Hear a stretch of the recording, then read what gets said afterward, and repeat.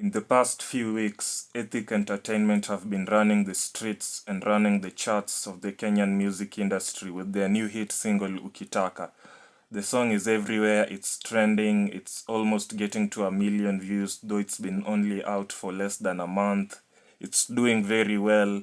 Reckless amerudi, the fans were Ethic, we are feeling energized again, tumebambika. Like we are hoping this is a new phase for the artists.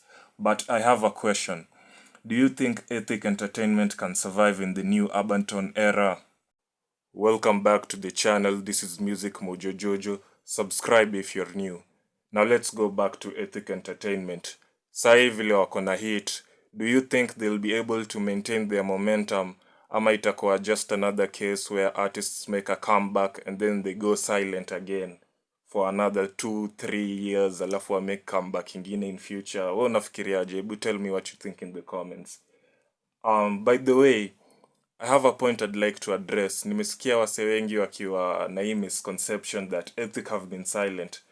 On the contrary, wamekuwa wakitoa mangoma all this time hawakuwa iacha. Reckless ndio alitoka hiyo group, wakabaki watatu. So walikuwa na switch chorus, saa zingine Swat ndiye anapiga chorus, saa zingine ni Seska, mostly Seska. But shout out to Ethic manze, hawakuwahi give up, wamekuwa constantly wakirelease music and that's a really good job. Ni vile tu hawajakuwa na hits, but that has changed.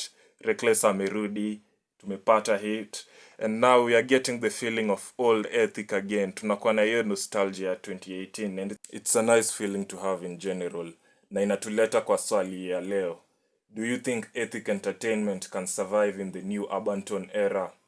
First of all, tuanze by acknowledge that Arbantone is the biggest genre in Kenya right now at the moment.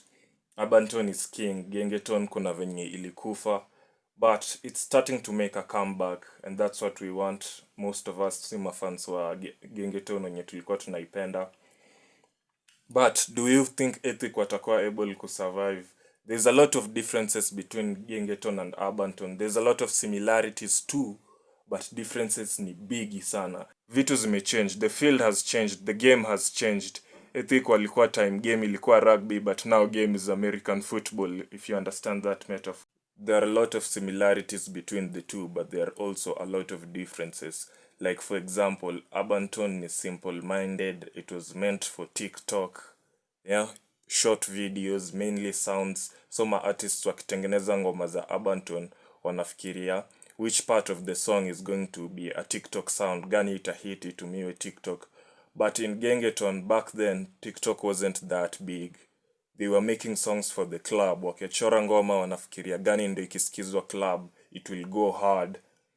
Another difference is Arbantone kuna venye iko upbeat, imechangamka, you know, nadai nikudigi, usikie fiti, nadai nikupinzi, nini, imechangamka. But Gengetone kuna venye ilikuwa sort of laid back, sort of chill, especially Gengetone ya Ethic. Na hiyo sauti ya Reckless on the chorus, his warm, comforting voice, you know. Alafu tena Arbantone relies heavily on samples. Saa zingine hata watumiangi samples, saa zingine ni just beat ya wenyewe tu wanaichukua as if it's a rhythm.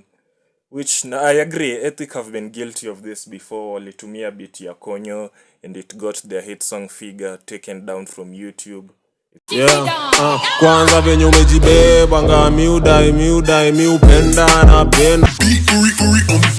Right, left, drip, splash. Come take a lick, pound a lolly, yeah. Would that ass fit in a Rari? Nah, let me. And Figure was a hit song, by the way. That deserves a video on its own. Why Figure was taken down from YouTube. Tell me if you wanna see that video in the comments. Another difference also ni Arbantone kuna venye ni ama rich kid. Yeah, Arbantone main audience yao ni ama rich kid. But Gengetone kuna venye it was made for the hood. Audience yao mainly ilikuwa wase wako ghetto, wase wana go through the struggle at that time. So kuna venye those two target audiences haziko the same. A lot of things have changed since Ethic were last in the field. But as a fan of them, I hope they get their source together. I hope wasichange style yao, wajaribu ati ku appeal to the Arbantone way for views ama ndio waendelee kumaintain hiyo popularity yao. I hope they don't do that. I hope they continue sticking to their roots.